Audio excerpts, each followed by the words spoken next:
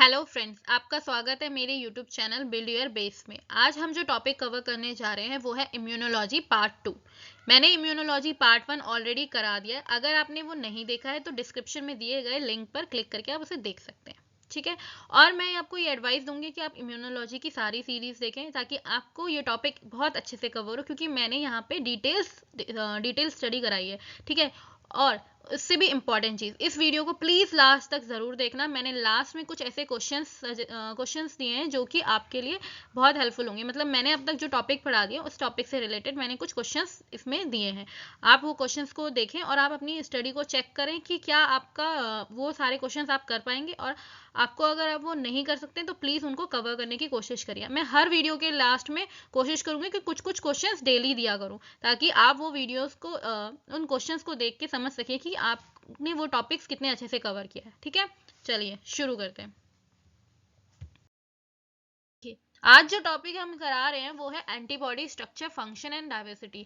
इसमें मैंने एक एडिशन किया है। मैंने एंटीजन के बारे में भी काफ़ी डिटेल्स दी हैं ताकि आपका एंटीजन और एंटीबॉडी दोनों ही अच्छे से क्लियर हो जाए।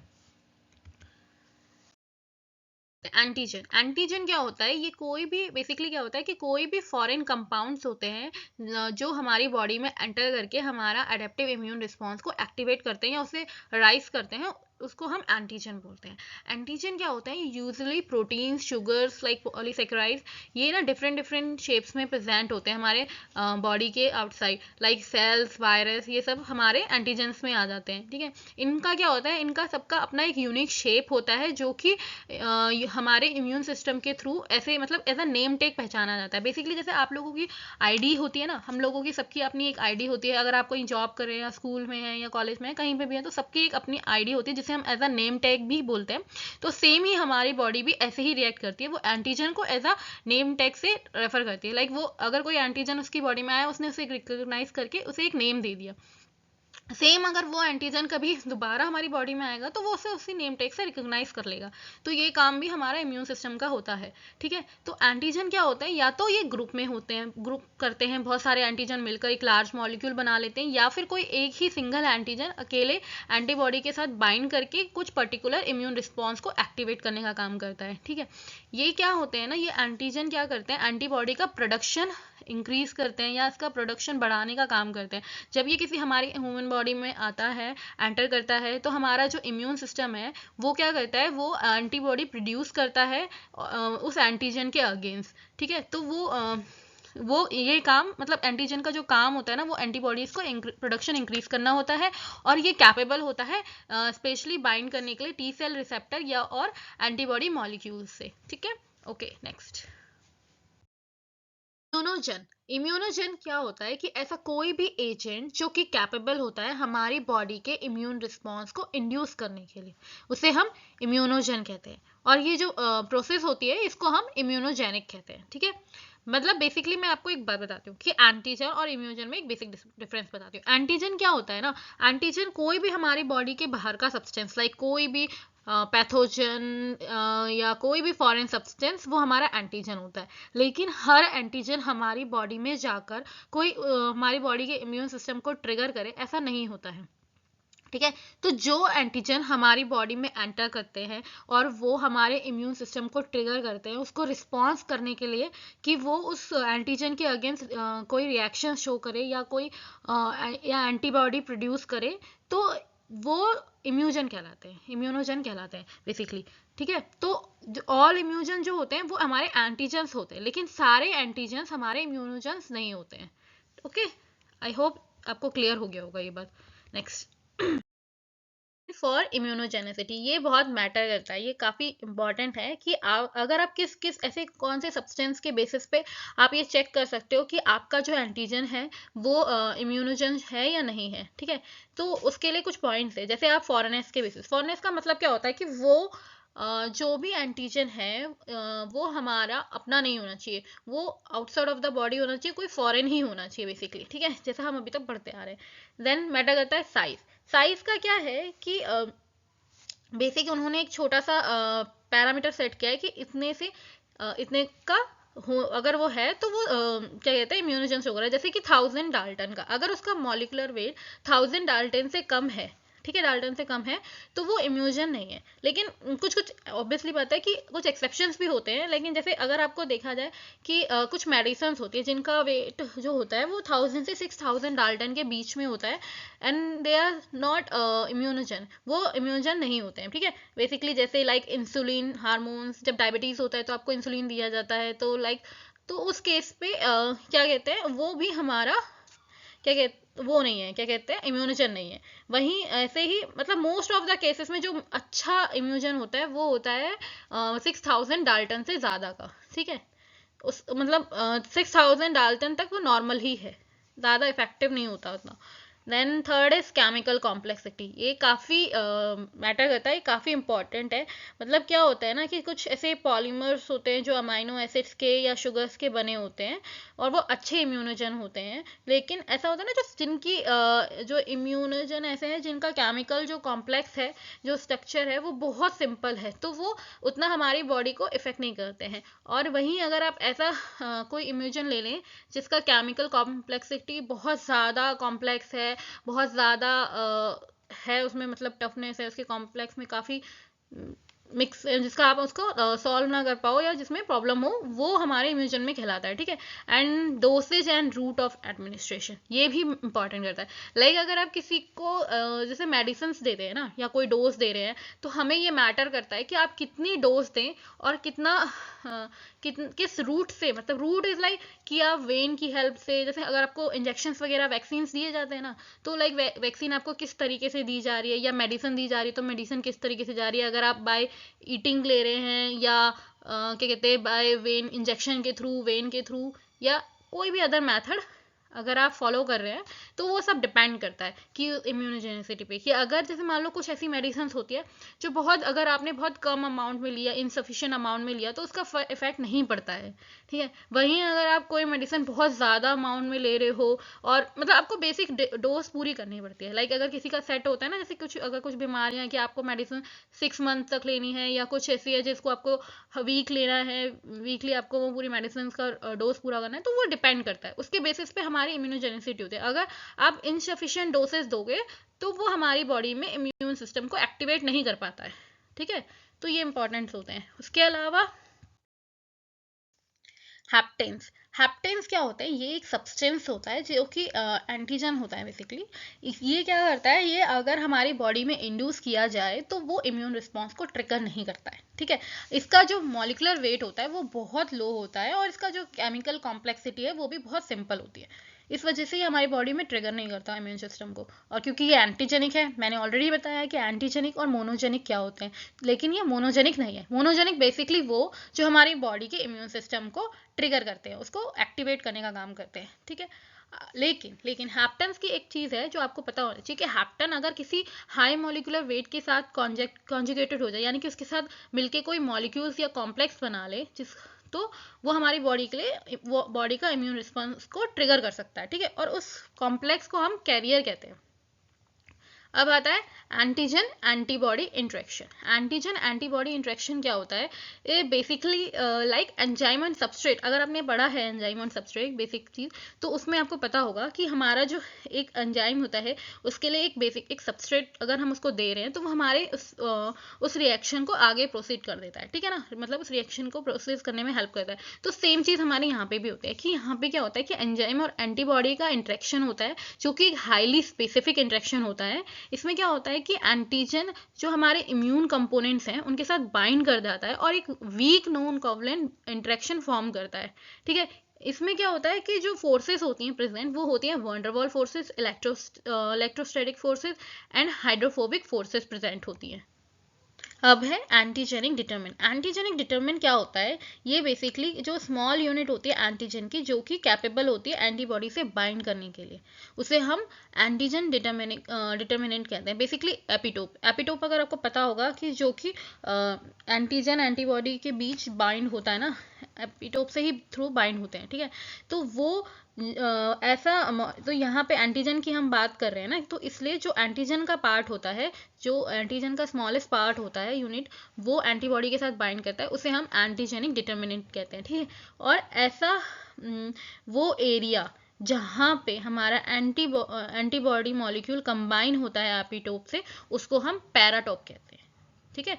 और जैसे अब हमें पता है कि हमारा जो एंटीजन है उसमें एपिटोप प्रेजेंट होते हैं, यानी कि एंटीजेनिक डिटरमिनेंट प्रेजेंट होते हैं, तो वो अगर सेम टाइप का एंटीजन उसमें प्रेजेंट है तो वो मोनोवेलेंट कहलाता है, और उसमें अगर डिफरेंट टाइप के या फिर एक ही के डिफरेंट कॉपीज प्रेजेंट होती हैं तो उसे हम पॉलीवेलेंट कहते हैं। ठीक है, चलिए नेक्स्ट, एफिनिटी एंड एविडिटी। ये क्या होता है? एफिनिटी क्या होता है कि ये हमारा नॉन कोवलेंट इंटरेक्शन होता है between single antigen binding with the N antibody. जैसे मैंने बताया था कि अगर एंटीजन एंटीबॉडी बाइंड करते हैं जिस एरिया को, उसको हम पैराटोप कहते हैं। ठीक है। With epitope is term affinity, तो वो एफिनिटी टर्न करता है। अब क्या होता है कि अगर एफिनिटी इज बेसिकली ना, लाइक मैंने बताया ना कि अगर उसमें लॉक या की वाला मेथड अगर आप फॉलो करोगे ना तो वो सेम ही होता है। लाइक अगर उसकी एफिनिटी यानी कि वो एंटीजन उस एंटीबॉडी के लिए परफेक्ट है तो उनके बीच की एफिनिटी हाई होगी। ठीक है। अगर वो उसके लिए परफेक्ट नहीं है तो उनके बीच की एफिनिटी लो होगी। अगर एफिनिटी लो है तो वो वीकली बाइंड होगा, ठीक है, और बहुत जल्दी डिसोसिएट हो जाएगा। और अगर एफिनिटी हाई है तो वो अच्छे से टाइटली बाइंड होगा और वो उसमें काफ़ी देर तक रहेगा।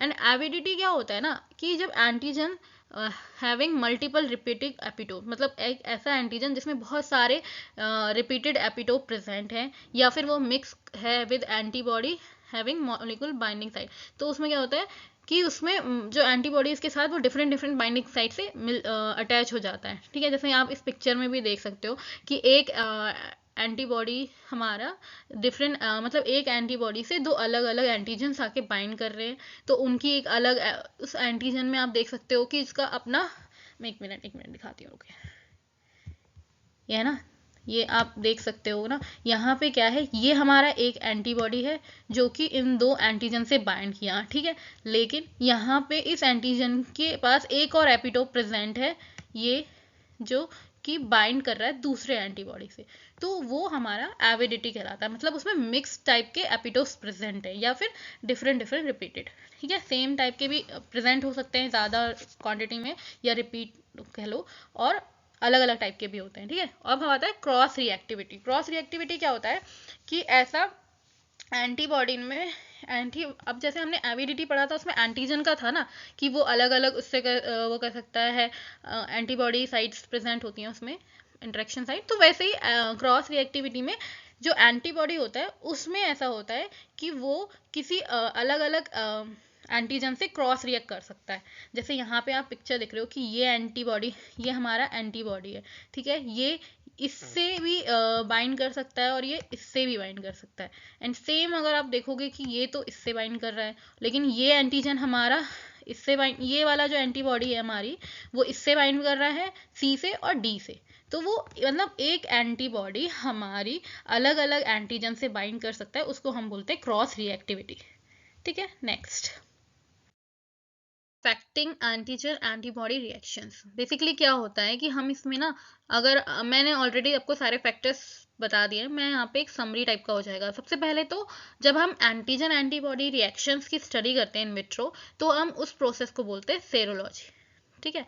अब एफिनिटी मैंने ऑलरेडी बताया कि जितनी ज़्यादा एफिनिटी होगी हमारी एंटीबॉडी की एंटीजन के लिए, वो उतना ज़्यादा स्टेबल होगा। और एविडिटी क्या होता है कि जितना मतलब जो एंटीजन्स होते हैं उनमें मल्टीवैलेंट या एंटीबॉडीज मतलब उससे कनेक्ट हो सकती है, बहुत सारी एंटीबॉडी कनेक्ट हो सकती हैं एक एंटीजन से। और एंटीजन टू एंटीबॉडी रेशियो, ये मैंने आपको नहीं बताया तो मैं आपको ही बता देती हूँ। रेशियो क्या होता है? The ratio between the antigen and antibody influence the detection of antigen antibody complex. अब क्या होता है ना, इनका रेशियो डिपेंड करता है कि एक एंटीजन कितनी एंटीबॉडी से किस क्या कॉम्प्लेक्स फॉर्म करेगा, और वो क्या उसकी क्या कंसंट्रेशन होगी, वो डिपेंड करता है कि उन दोनों के बीच कितना कैसा रेशियो है, उनकी कंसंट्रेशन, उनका जो कॉम्प्लेक्स बन रहा है वो कितना इफेक्टिव है, वो आपको इससे पता चल सकता है। ठीक है।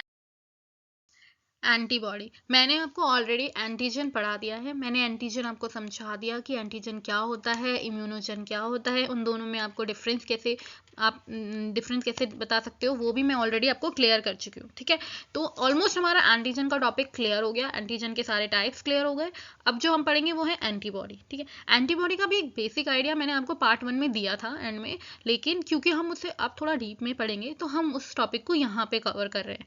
अब क्या होता है ना, एंटीबॉडीज़ को हम इम्यूनोग्लोबिन भी कहते हैं। इसमें ये वाई शेप स्ट्रक्चर होता है, जो ये वाई शेप प्रोटीन बेसिकली अगर आप बोलो तो प्रोटीन होता है जो कि प्लाज्मा सेल्स के थ्रू प्रोड्यूस होता है, ठीक है। एंटीबॉडी का ये जो स्ट्रक्चर होता है ना, इसमें 4 पॉलीपेप्टाइड सब यूनिट प्रेजेंट होती है, हैवी एंड लाइट करके इसमें प्रेजेंट होती है, ठीक है। और जो ये 4 पॉलीपेप्टाइड सब यूनिट होती हैं, ये क्या कहते हैं, ये एक दूसरे के साथ हेल्ड मतलब एक दूसरे को बॉन्ड करके रखते हैं। जो बॉन्ड इनके बीच फॉर्म होता है वो होता है डाइसल्फाइड बॉन्ड। अगर आप देख सकते होगे तो यहाँ पे ये हमारा सल्फर सल्फाइड बॉन्ड बना है, डाइसल्फाइड, और ये डाइसल्फाइड और एक ये, ठीक है। हमारे 4 बेसिकली 2 यहाँ पे है ना और एक ये है, एक ये, तो ये जो हमारे हैं ये 4 डाइसल्फाइड बॉन्ड प्रेजेंट होते हैं, ठीक है। और ये एक सब यूनिट में आपको हर इसमें ना एक सब यूनिट में एक लाइट होता है, एक हैवी होता है, ठीक है। तो मतलब बेसिकली क्या है, ईच सब unit have 2 identical light and heavy chains, ठीक है। ये बाइंड होते हैं एक दूसरे के साथ और ये फॉरेन पार्टिकल्स के साथ यहाँ पे इस एरिया पे बाइंड हो जाते हैं एंटीजन के साथ। ये इसकी एंटीजन की बाइंडिंग साइट है।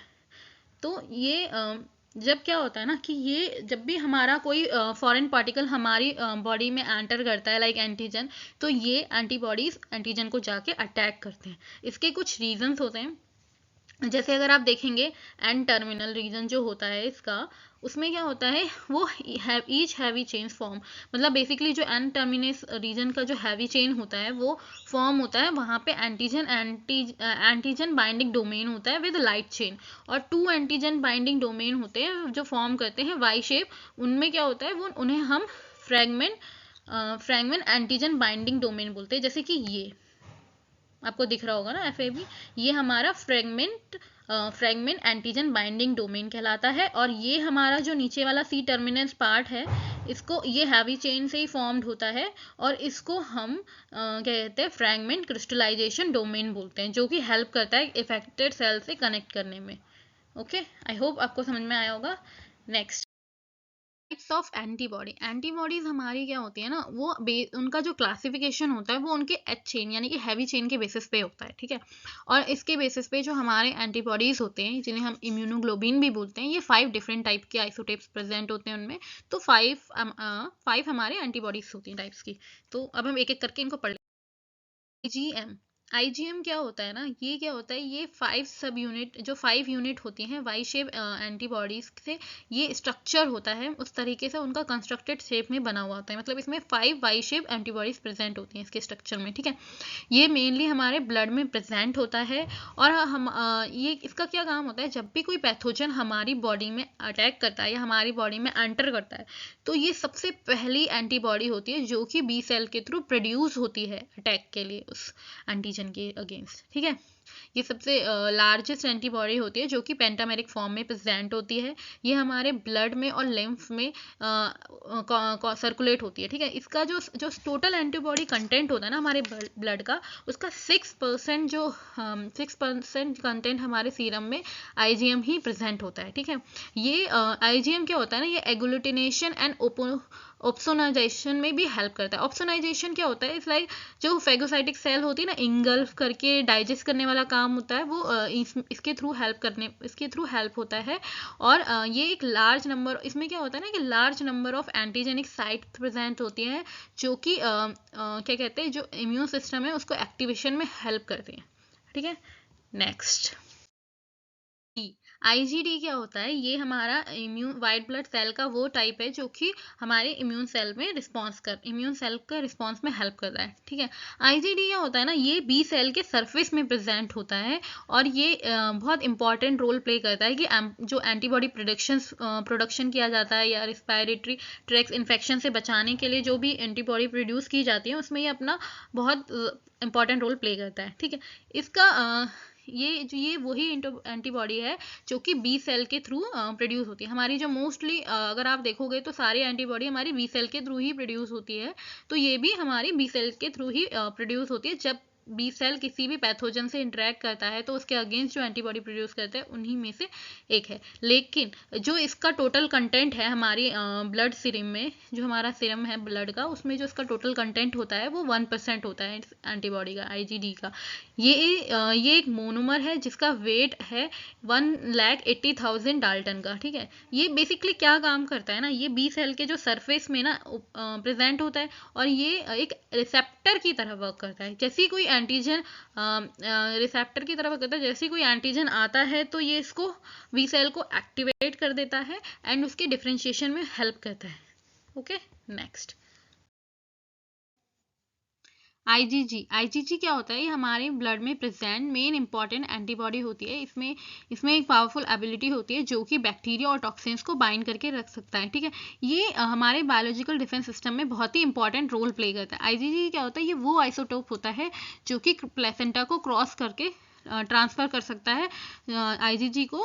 आईजीजी में क्या होता है ना कि ये अपनी एंटीबॉडीज़ को ट्रांसफ़र करता है मदर से न्यूबॉर्न बेबी में।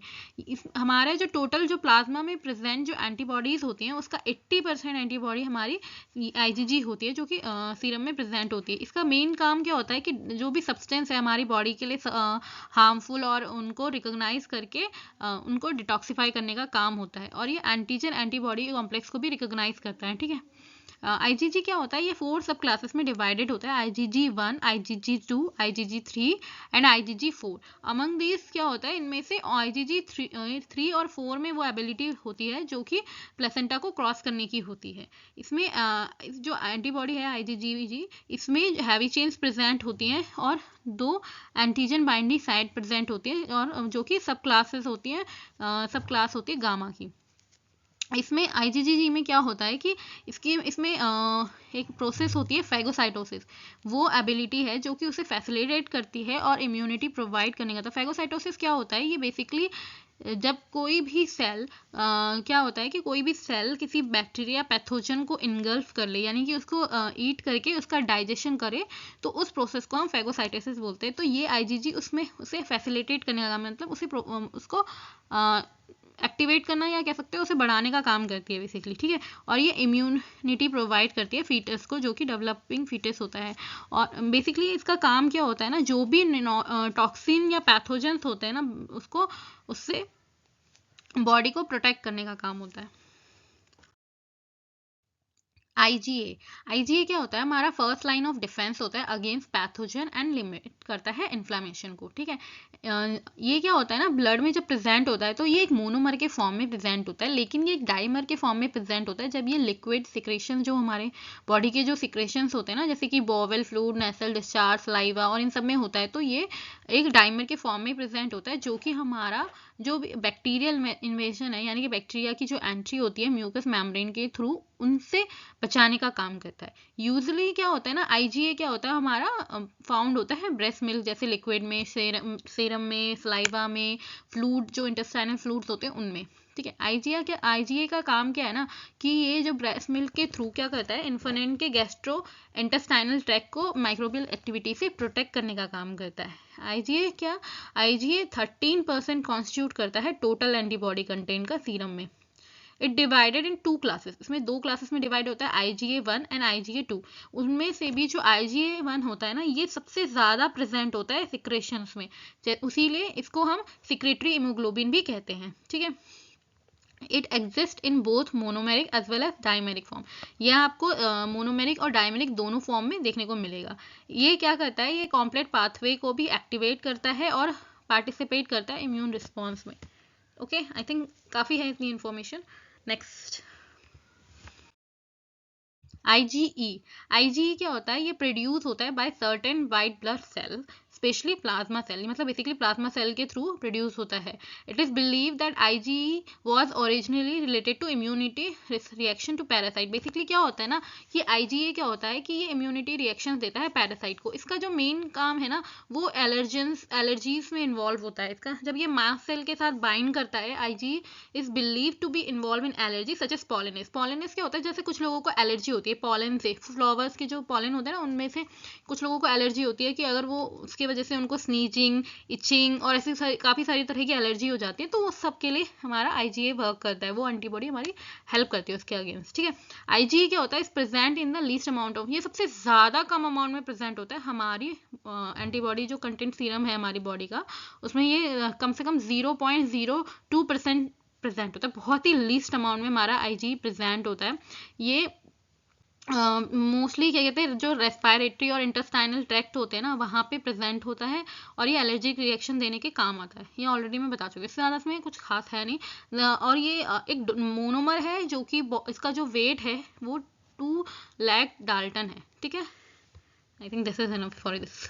नेक्स्ट, फंक्शंस ऑफ एंटीबॉडीज, ठीक है। ऑलरेडी मैं आपको सारे फंक्शंस बता चुकी हूँ। एक समरी टाइप का आप ये समझ लीजिए कि आपको एक जनरल आइडिया दिया जा रहा है यहाँ पे पूरे एंटीबॉडीज का। बेसिकली क्या होता है, ये बाइंड करता है पैथोजन के साथ, फिर हमारे इम्यून सिस्टम को एक्टिवेट करता है उस बैक्टीरियल पैथोजन के लिए, और ये डायरेक्टली अटैक करता है वायरल पैथोजन पे। ये क्या करता है ना, एंटीबॉडी हमारे फैगोसाइटोसिस को भी असेस करते हैं। फैगोसाइटोसिस मैंने ऑलरेडी बता रखा है कि क्या होता है कि जब भी कोई पैथोजन आता है उसको क्या कहते हैं, जो सेल्स होती हैं वो उससे जाके उसको इनगल्फ करती है, यानी कि उसको ईट करके डाइजेस्ट करने का काम करती है, उसे हम फैगोसाइटोसिस कहते हैं।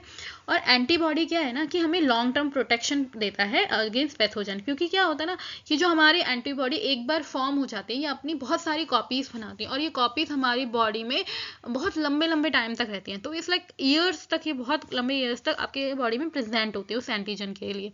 और जो एंटीबॉडी होता है ना, उसका बेसिक काम क्या होता है कि हमारी बॉडी के जो हमारी बॉडी में जो बैक्टीरियल टॉक्सिन्स हैं और जो एंटीजन्स हैं उनके साथ बाइंड करके हमारी बॉडी की एफिशिएंसी को इंक्रीज करना, यानी कि उसे इन्हेंस करना होता है।